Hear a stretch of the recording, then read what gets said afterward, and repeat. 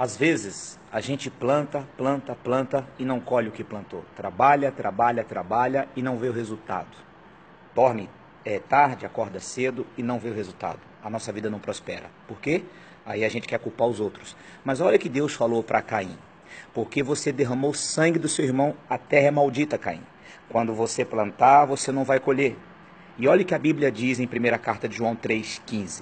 Aquele que fala mal do seu irmão é homicida e não tem nele a vida eterna, não tem nele a bênção de Deus. Sabe, muitas pessoas têm cometido esse pecado, o pecado do Lashon Hará, que nada mais significa língua maligna, língua do diabo. O judeu, eles evitam esse pecado porque o primeiro que cometeu esse pecado foi Lúcifer, falando mal de Deus. Miriam pegou lepra porque falou mal de Moisés. José passou por toda aquela luta que ele passou, porque ele falou mal dos irmãos para o pai dele.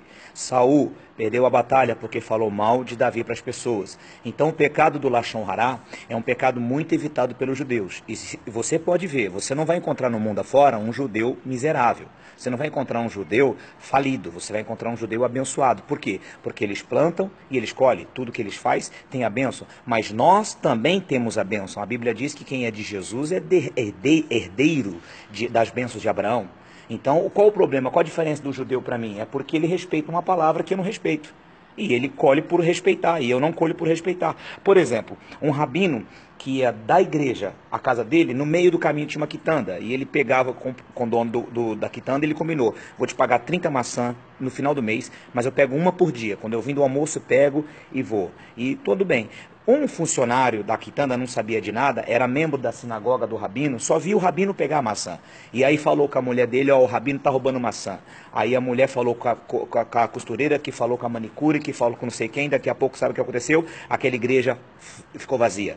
E o rabino foi perguntar, por que a igreja está vazia? E aí o rapaz falou, é porque tem um fulano lá na quitanda que está falando que o senhor está roubando maçã, e todo mundo saiu da igreja por causa do senhor. E aí o rabino chamou o rapaz, você não sabe do meu combinado? Não sei, o que eu faço para reparar o meu pecado do Lashon Hará?